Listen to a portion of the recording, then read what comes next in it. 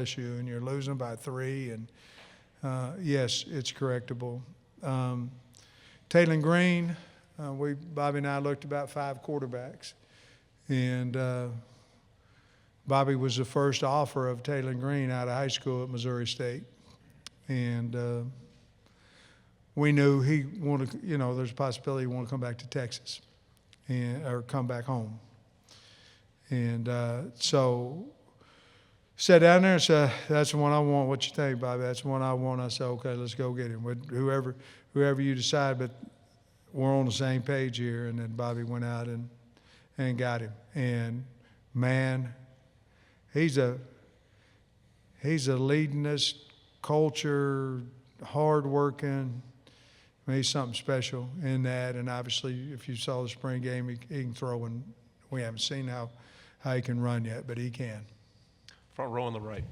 Hey, Sam. Jenny Hi. Carlson with Beyond the Box Score in Oklahoma City.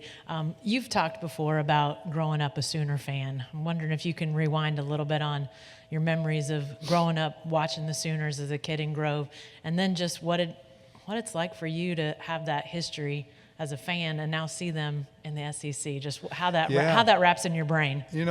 I went to Oklahoma football camp, too. They didn't know I was there, but I was. Red team, white team, aqua velvet team. That was me. We didn't even have a coach. I was coaching the team. I'm not bragging on myself, but we were Sooner fans. And I moved out to Grove my junior year in high school and went to Arkansas camp. Same treatment, by the way. And but I fell in love with the Hogs. I did. And they were really good. They just beaten Oklahoma in the Orange Bowl. And really good. And they recruited me a little. Oklahoma was 0, and they talked to me or whatever. And so I think that's why I liked them a little bit more. And then to see them, when I was 35 years old, I was hired as offensive line coach at the University of Oklahoma, and it was one of the biggest thrills of my life. I'm the O-line coach at Oklahoma. When there's thrills in your life is when there's thrills for your parents that something happened as well, correct? And that was one of those moments, for my mom and dad as well as my brother and my 3 sisters. But have high respect for Oklahoma. We don't play them for 3 years, 3 seasons. But OU's OU, and I have a lot of respect for that program. Left side front row, and then pass it to your right. Okay. Dennis Dodd, CBS Sports. Sam, first of all, how's remodeling going in Hot Springs? And second of all, what does it say about your lack of ego that you would hire Bobby, now a beloved former Arkansas coach? I know you guys have a relationship, but yeah. I owe winning to the state of Arkansas more than what my feelings or how this will affect me. First of all, if you have an ego, all you do is think about yourself. If you don't, you think about others. I can't stand people that have high egos. But I thought Bobby would be the way that we could win games, and that was the number one decision. And it was for the kids and for the state of Arkansas. And so that part of it was easy.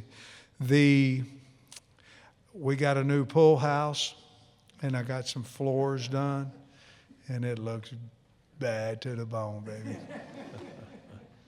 Second row on the aisle. Chris Hummer, 24/7 Sports.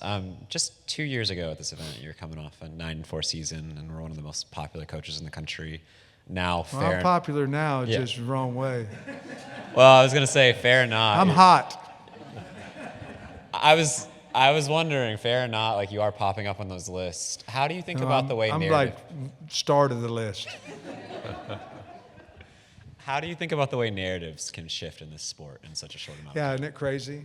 2 years ago, I was keynote speaker at AFCA and was one of the top 6 guys for the Coach of the Year award. Isn't it crazy? So I want to be that guy. and not this one that was out there last year. I think we can be.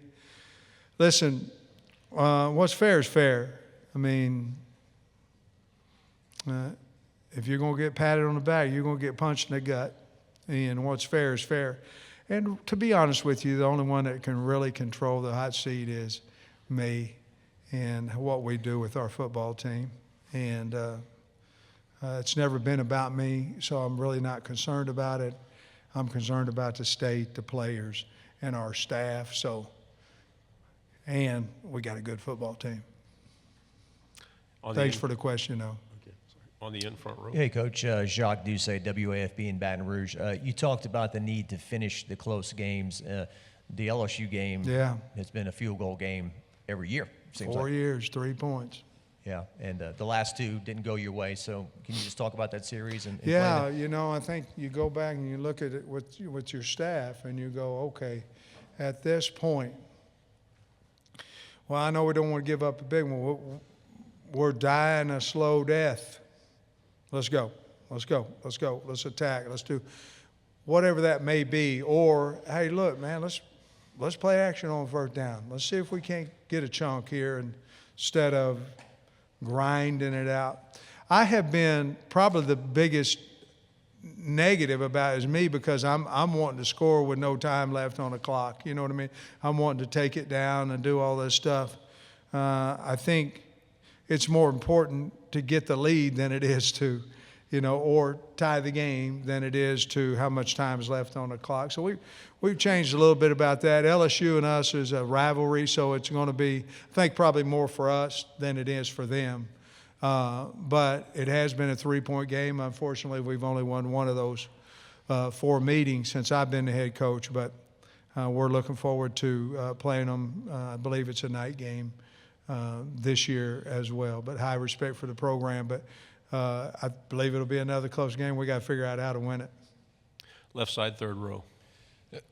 Tyler Shaw with KBTX and College Station. Coach, another game that's been close in recent past has been A&M. Have you enjoyed that being that kind of neutral site game? No. Are you looking forward to moving it to the campuses? I don't want to play there. I don't. And A&M, obviously, let's say what it is. It is what it is, okay? So we've been playing down there, and how many have we won? How many have they won? What have we won? 2? And they've won. Out of the last 10, we've won 1, right? And so why would you want to keep going on a neutral site? Wouldn't you want them bring them home into our stadium? So, it's like when I was at Georgia, we were playing Georgia, Florida. In Jacksonville, well, we were winning. Well, why would we want to go play in the swamp?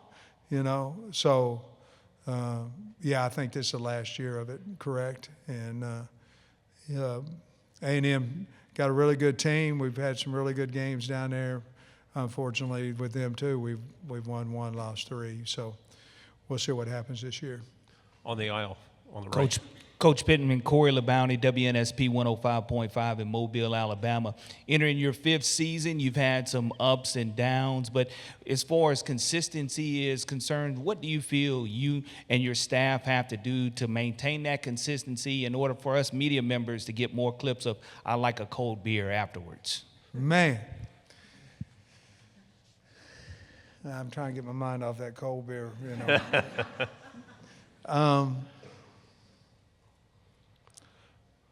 We've got to do a better job of recruiting. And with that comes a whole lot of NIL, comes a whole lot of collective. There's a lot of conversation there. We've got to do a better job of handling the offensive line. And that's my baby, and I've let it down. We have everything there is for us to have success. And so I like this team. I think we're going to have a lot of old cold beer talks. But we've got to do a better job of recruiting. I do think we coach well. I think we communicate with our kids well. But we've got to do a better job of that, and then I've got to make better decisions on some of this 4th and 1 and things of that nature. I think that'll help us if I do. Left side, back row. Dan Peck, ESPN 106.7 in Auburn. Coach, 2 years ago, you win at Jordan-Hare Stadium. That's Brian Harson's last game as Auburn head coach. A year later, Auburn goes up to Fayetteville, returns the favor with a big win there. You go to Auburn, first conference game this year. Right. How important is that one? How pivotal is that to set the tone for the season? I think it's going to be big. You know, I think every game, you know how that is. I think every game is big. Going to Auburn, especially, we didn't play well. They played extremely well. We laid an egg. We got a butt kick after we went to Florida, you know, and won.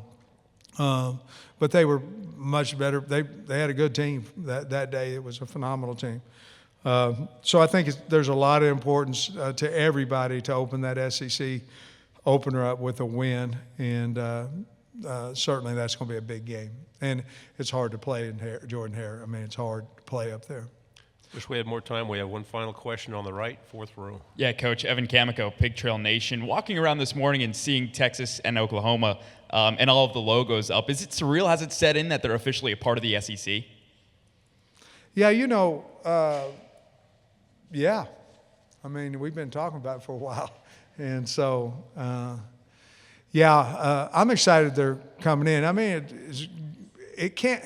it's not going to be any more difficult on us. I mean, we've been in the West we've been playing to everybody in America, you know, every year. And then, so this format has allowed us to play different people, you know, play some guys on the East that we haven't played. You know, this will be my 5th year, and then it'll be 6th year. So it'll be 7 years before we would have played Kentucky or Vanderbilt. And we, you know, played Georgia a couple times, Florida a couple times.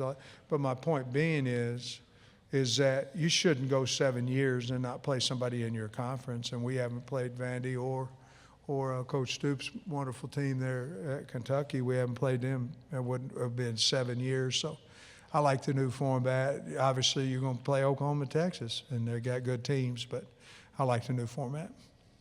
Coach, thank you so much. Love having you in your. Go Hogs.